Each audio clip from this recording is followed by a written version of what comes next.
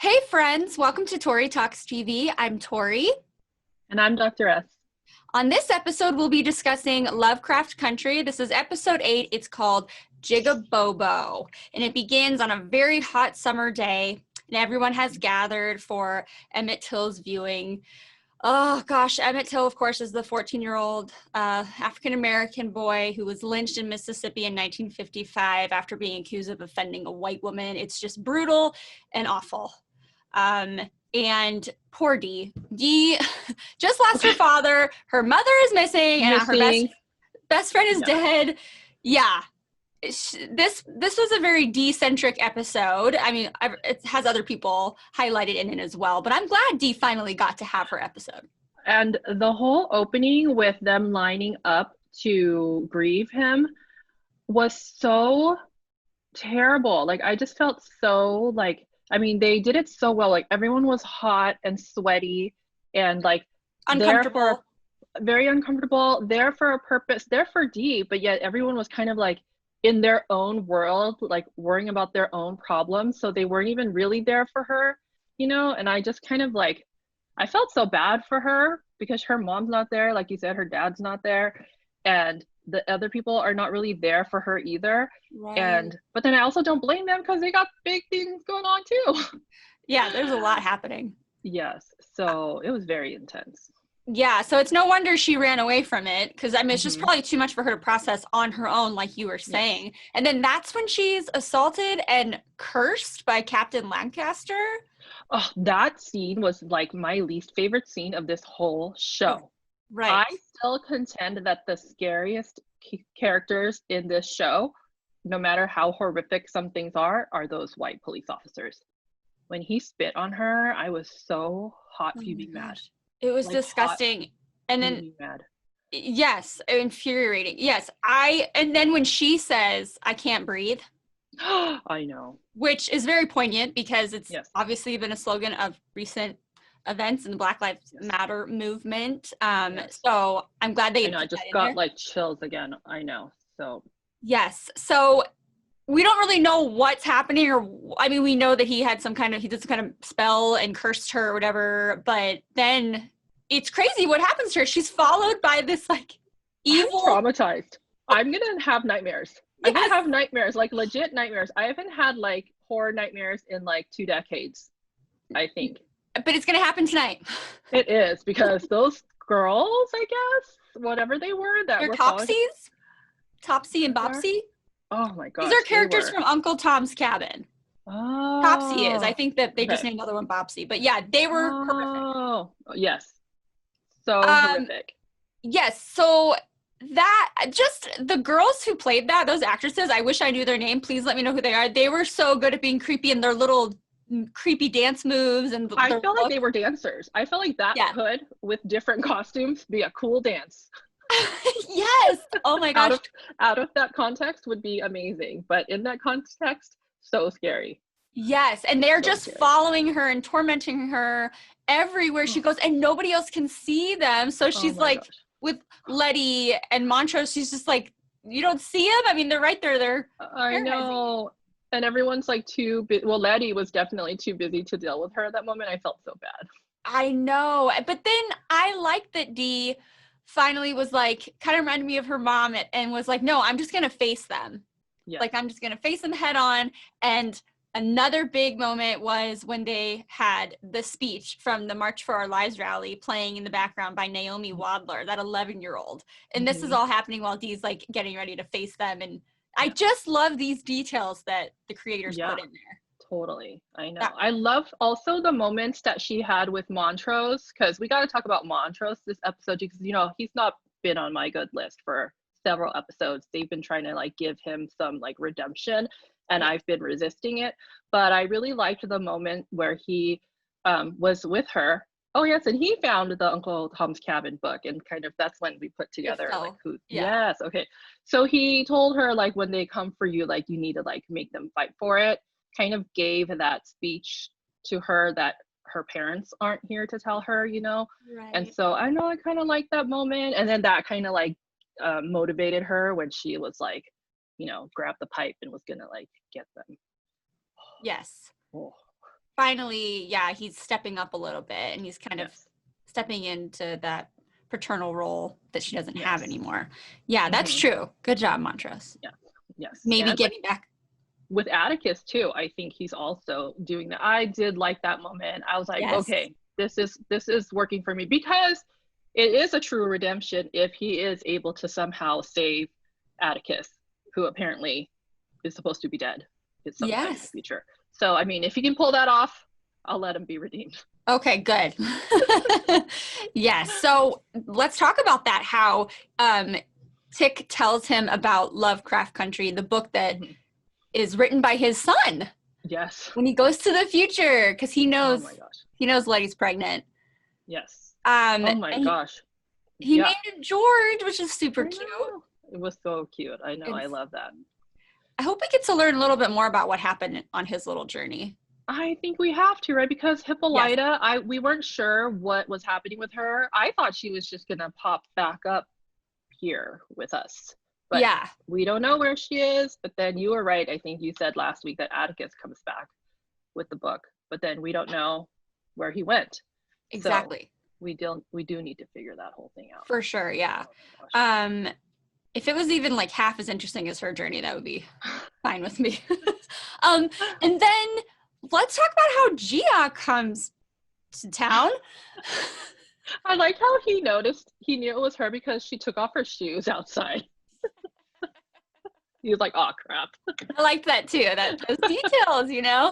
It was very tense with him and Leti and her talking about everything, and it was a little awkward. But then there really wasn't much more of Gia in this episode. I was wondering too, because we've been kind of wanting to know what's gonna happen.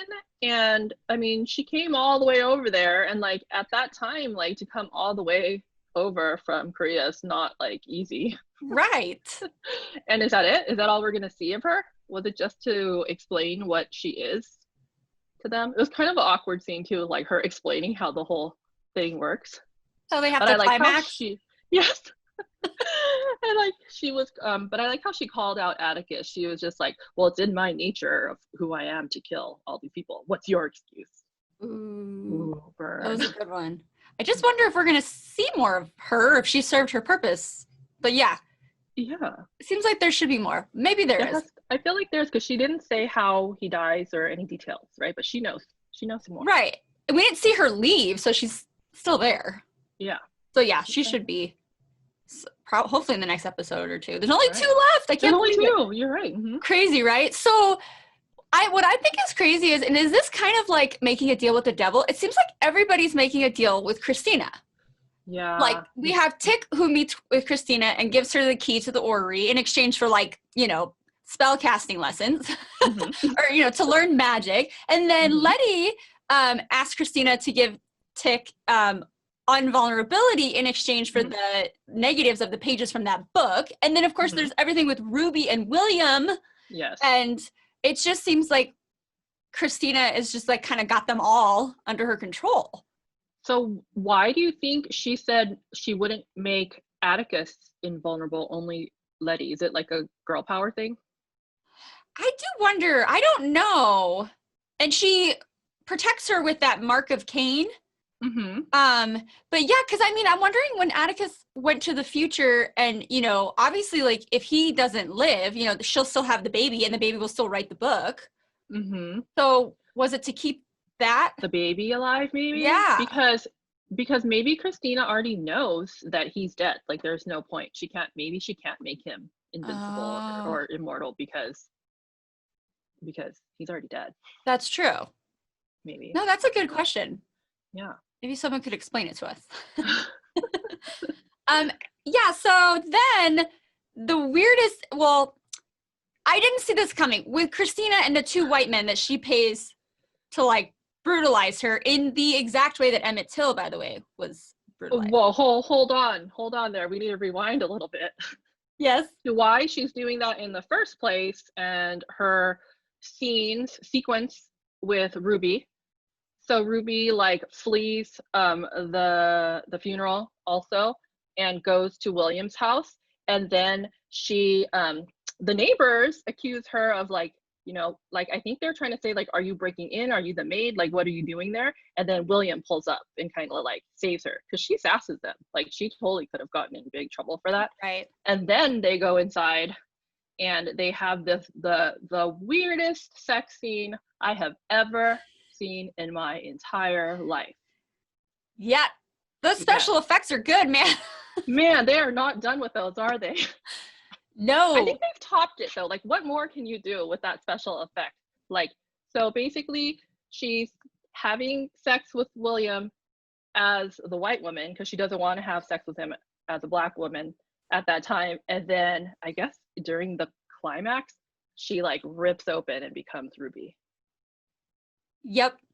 Yeah, I was so like, what's the symbolism here? I don't know, but all we really got from that was when Ruby was talking to Christina and she's like, yeah, but you got everything you wanted in that moment. Mm-hmm. Like, you're taking what you want. And is that manipulation? I don't know.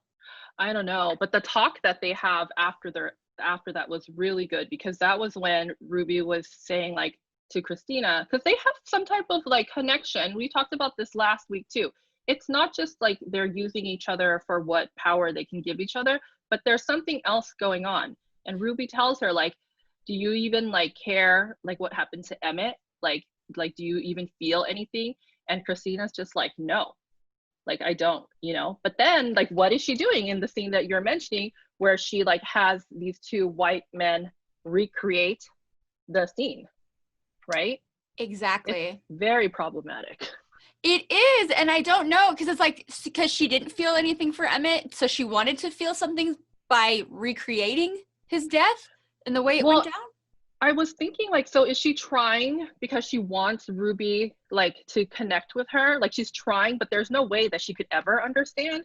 So, like, she tries in the only way that she can, but she's in no real danger, right? So it's not really the same. Right. And then it's like, it's like she created the scene. It's white people who are doing it to her, and it's not like it's like pathetic. A hate crime. Yeah, so I know it was just like, I was like, Christina, no, this is not, you're not getting it. Like, you're empathy, trying too hard. Yeah, like it's about empathy. It's not about like literally putting yourself into that exact experience. And it's like the fact that she doesn't connect that is what's like really sad. It's just like they're not, it's not going to be what Ruby wants. It's not at all what she was saying. And so I know it was very like hard to watch. It was. Yeah, because I was like, Christine, I was like embarrassed for her, but also it's like a good commentary on like, no, you can't really get it in that way. You just have to try to understand and not try to know. Oh yeah, that's it. That's true. That is true. That says a lot. A lot of people should learn from that. Yes. Yeah, you'll never really know, Yeah, that's very controversial, that scene. Yeah, interesting. Definitely. So the big scene at the end with because remember when Montrose was with Tic and they were doing the spell and he's like, do you feel anything? And he's like, no, do you? And then we get to see that the spell works because that Shoggoth beast came out and protected him. Back. Yay! Yes, that was so satisfying. That was like from the first episode, right, where we first met them, and they like obliterated all the cops in that scene too, and that was like super satisfying. So that part's kind of come full circle. Yes. And when Montrose kind of like petted it. Oh yeah. Petted it, I was like, oh, that's kind of cute. Yeah, exactly. That's a good word for it. Very satisfying. Yes. But yeah, that was a pretty good episode. Yeah. Just making our way to the finale here. We have 2 more episodes to go, and I am so curious as to what direction we're going to head. How are we going to get Hippolyta back? Like, what we must learn about Atticus's story, what happened when he went through the rip in time. Exactly. Yeah. I can't wait. I'm so excited. I know. All right. Well, that's all we have for tonight. Please like, comment, and subscribe. And please keep commenting. We really appreciate everything you shared with us. All the knowledge that we're gaining from this is like more than I think we both expected. So thank you for that. Yes, thank you so much. We really appreciate that. Yes, indeed. And then we will see you next time when we review the penultimate episode of Lovecraft Country. Thanks, everybody. Bye-bye. Bye.